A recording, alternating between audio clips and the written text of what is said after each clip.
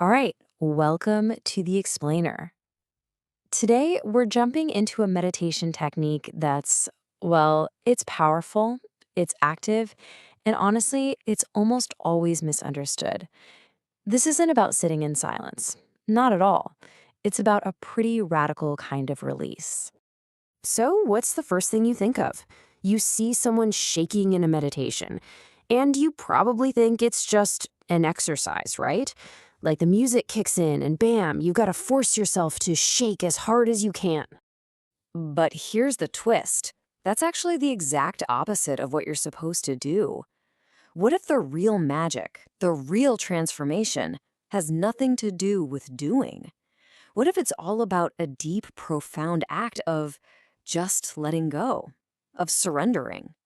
All right, so let's break this down because this first point is the big one. It's where almost everyone trips up right out of the gate. See, the big mistake is trying to will the shaking. You turn it into a workout. And when you do that, it's just a physical thing, right? It's all on the surface. It never gets deep down into your core, which is, where all the real change is supposed to happen. Okay, so if you're not supposed to do it, then what are you supposed to do? This is where we get to the heart of it. It's all about shifting from being the main character, the actor, to just being the audience. And Asha's instruction here is such a beautiful paradox, especially for our nonstop, gotta be in control minds. He says, allow the shaking, don't do it. The idea is you stand there quietly and you just feel it coming. You feel this little tremble start and you welcome it. You can even encourage it a little, but you never, ever force it. And look at the difference here. It's night and day, right? On one side, you've got doing. That's you forcing it, manipulating, staying solid and rock-like inside. But on the other side, you've got allowing. And that's totally different. You're not doing anything. You're receiving. It's happening to you. You become liquid, fluid, just totally open. And this is the whole point.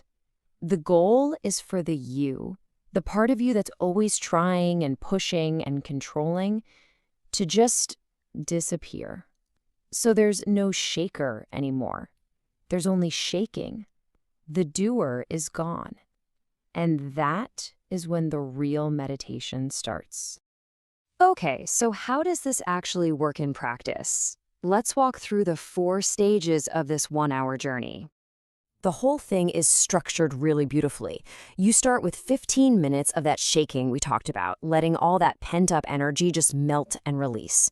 Then that flows right into 15 minutes of dancing, just total, wild, celebratory dancing to turn all that released energy into joy.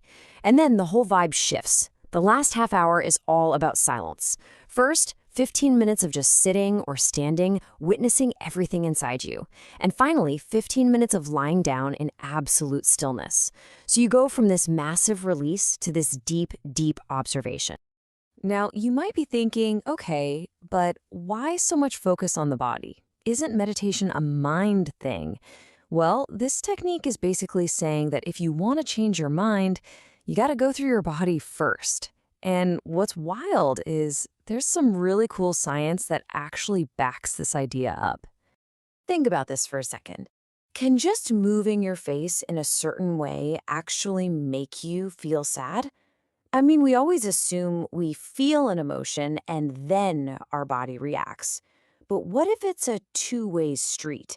What if the body can lead the mind? Get a load of this case study. You've got these 2 scientists, right? And for their research, they spent 3 straight days in a lab just making sad faces in a mirror to figure out which muscles were which. And after 3 days of doing nothing but that physical action, they both felt terribly depressed. They wanted to quit the whole project. Their bodies were just faking it, but their minds totally bought it. And here's another one. This one's amazing. A bunch of students were asked to test new headphones. As they listened to a speech with a proposal in it, one group was told to just shake their heads no, to test the fit.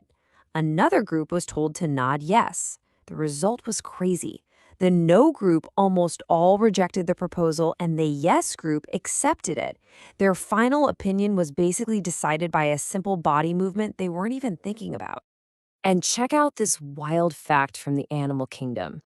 There's this little sea creature that swims around its whole life until it finds the perfect rock to settle on permanently. And the very first thing it does once it stops moving for good, it eats its own brain and nervous system. Why? Because it doesn't need them anymore. It's this powerful reminder that our brains evolved first and foremost for movement. Okay, so what does any of this have to do with us?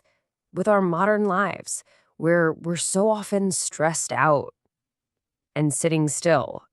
Well, the source material talks about something it calls an epidemic of lifelessness. And that really hits home, doesn't it? This feeling of being stuck, rigid, disconnected from any real joy. You become rock-like on the inside. You're just going through the motions. And life isn't a lot of fun. So when we want to deal with that feeling, that stuckness, that trauma, there are basically two different playbooks. The modern Western idea is talk about it, analyze it, try to understand it with your mind. But Osho's method, it's the polar opposite. It says, forget talking, shake it out, release it from your body where it's actually stored. Let it all go without saying a single word. I mean, his solution is so simple, it's revolutionary. It just completely bypasses your thinking mind. The whole idea is that what's weighing you down isn't a thought, it's energy that's literally trapped in your body. And so the fastest, most direct way to get free is a physical release. It really is a whole new way of looking at our inner lives. So that leaves us with this final kind of provocative question to chew on.